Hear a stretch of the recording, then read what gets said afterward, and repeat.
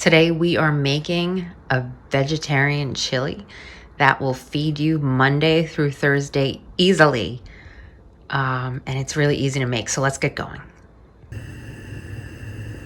Okay, today we're making vegan chili. It is an easy, cheap meal that you can make. You can meal prep, you can make it on a Sunday or a Monday morning and have food all week. I want to have food Monday through Friday, so I'm using a 5-quart crock pot, and I'm going to get started right now.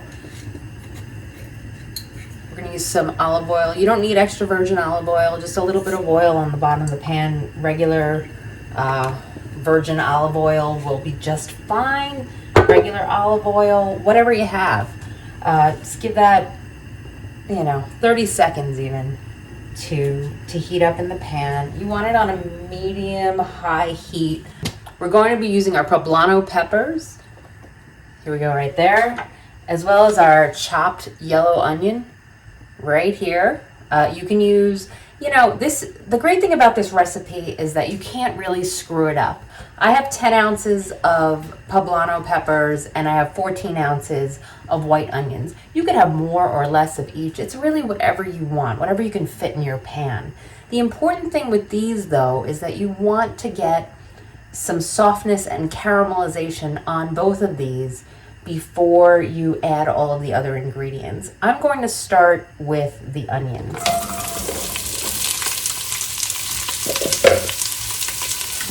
And I'm just going to move those around.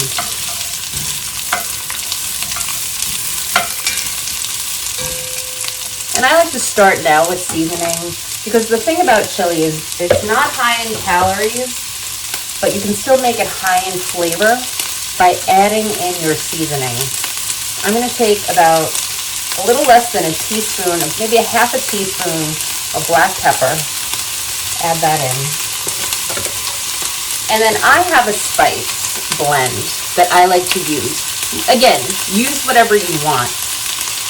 I have garlic powder, cayenne pepper, and cumin.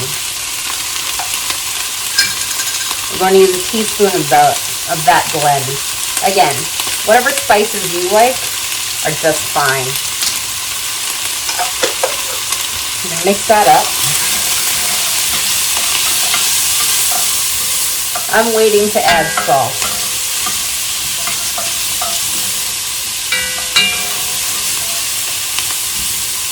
And once you've given your onions a chance to get started, go ahead and throw in your peppers too.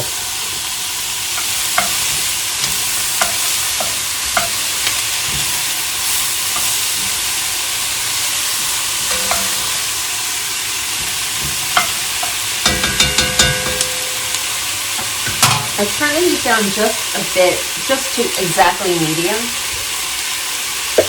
And you're going to leave this for about 5 minutes, stirring every minute or minute and a half. But you do want to get some substantial softness and caramelization on these before continuing. Okay, now one thing to keep in mind with those peppers that are caramelizing in there, when you chop these, you're going to want to remove the seeds that are inside.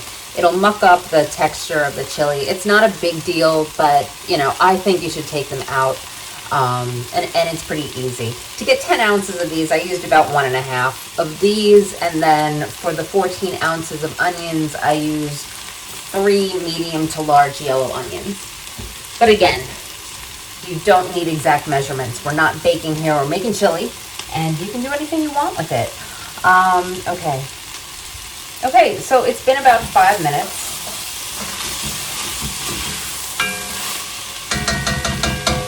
The next thing you're going to want to add is your beans. I used a blend, 3 different kinds of beans.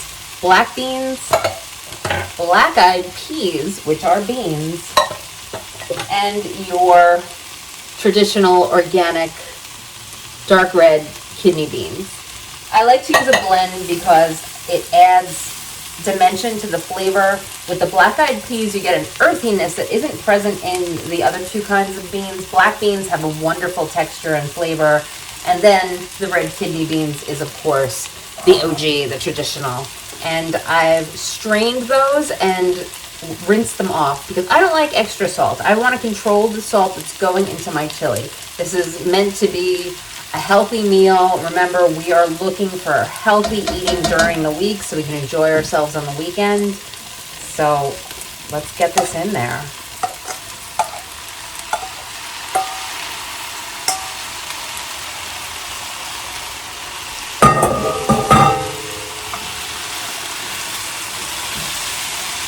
And if you turn the heat down a little bit, you don't want these to burn. Just a little. We're still in the medium range, a little bit lower than perfectly medium heat. But we're heating these up. You can add a little bit of vegetable broth now, so they start to steam and not burn on the bottom. Just a little bit. This is 32 ounces. We'll probably use about 16 ounces in total. I'm using vegetable broth. It's low sodium. Again, I don't like salt. If you aren't worried about, keeping it vegan or vegetarian, you can use chicken broth. But you don't need to. There's going to be so much flavor in this with the spices that we've added. In addition to those spices, I'm going to add something now that gives this dish so much flavor. It's a pepper, and then it's a pepper powder. So we have these Chipotle chili peppers. You're going to buy these, and you're going to take about 3 or 4 of them out, and you're going to get the seeds out of them. Right here, it looks gross and weird, but they're so full of flavor.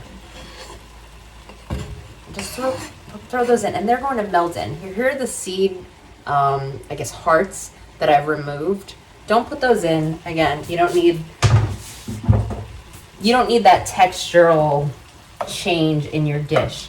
But get those in there. You're not going to want too much of the sauce in these because if you look at the ingredients, they do have corn oil and sugar included, in addition to vinegar, spices, garlic, pepper, obviously the chipotle peppers, and tomato puree and onion, which are fine, but you want to stay away from sugar and cornstarch. But we're just putting the tiniest bit in there, mostly getting the pepper in there and just a little bit of that sauce for the flavor.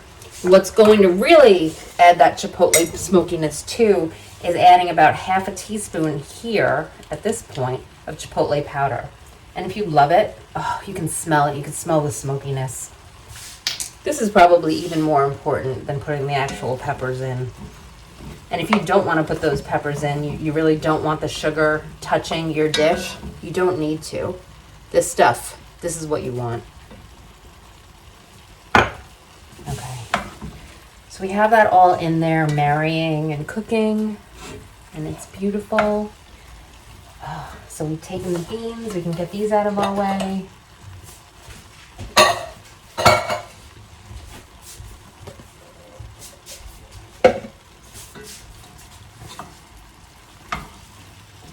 Okay, at this point we will want to add some of our salt.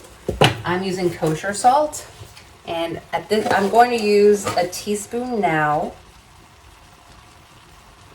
And then close to the end, I may taste it and see if I need to add more. So I'm going to leave this here and then add in 28 ounces. Yes, 28 ounces of diced tomatoes.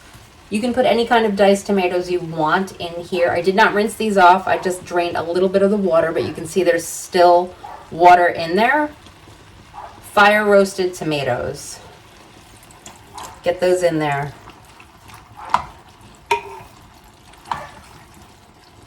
And let them cook for a bit. Okay, I've let that go for about 4 or 5 minutes.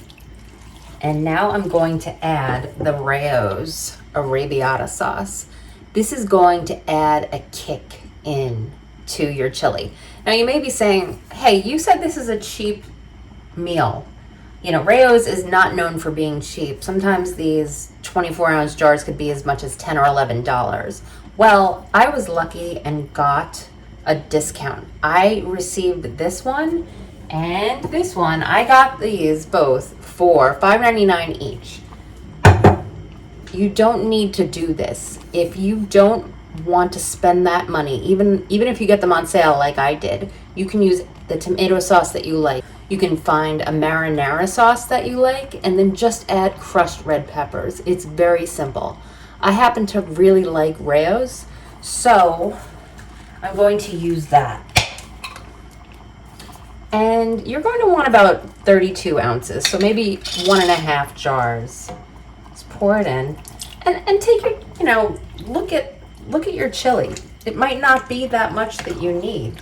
In fact, I think we may only need 1 jar looking at this, because there was so much liquid in the tomatoes, in those diced tomatoes.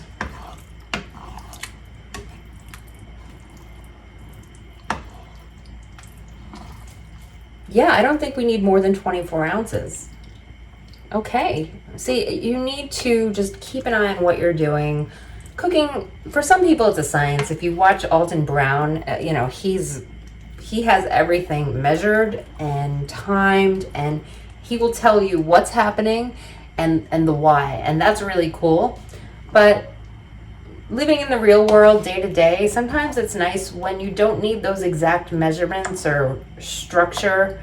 You can just kind of go with it and adjust as you want to or need to, like in this case, because I don't know. I don't think we need too much more liquid. We might want to add a little more of that vegetable broth.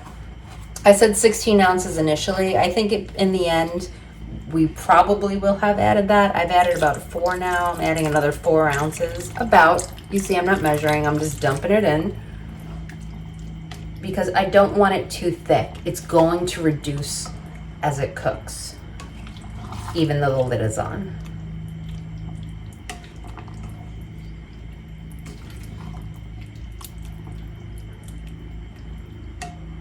And again, you're getting it to the consistency that you want. It doesn't need, my chili doesn't need to look exactly like your chili. I'm just giving you some guidelines so you know what to do. But make it your own. And that's it. I'm going to turn the temperature way down to a simmer. And I'm going to let this cook. And that's it. Leave it for 3 hours and then see where you are. Stir every half an hour or so. 3 hours of cooking, but check on it. If you don't want to have to do that, or you can't, you need to go to work, you can't leave the stove on, you can put all of these ingredients into a crock pot.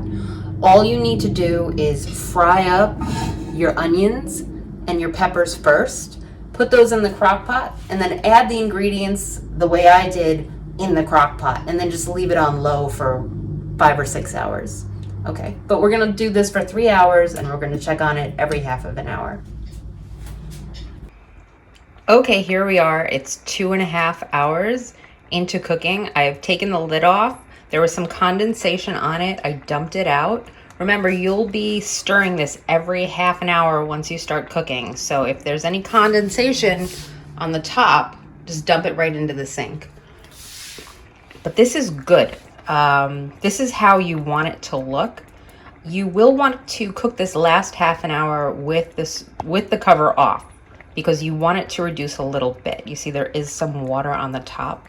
You'll also want to taste it and make sure it's seasoned the way you want it. So it might need salt, it might need a little bit of black pepper, you might want more chipotle powder. This tastes the way I like it, so I'm going to leave it. You also have the option to season, if some people like it saltier, leave it with less salt and let them add it. That way, you have options. You can always add salt, but you can't take it out once it's in there. But look at that color. The poblano peppers give this a nice, beautiful mix of colors. We've got the, almost yellow color of the black-eyed peas. We have red kidney beans. There are some black beans in there, the green poblano peppers, and just the red of the sauce, and it looks lovely.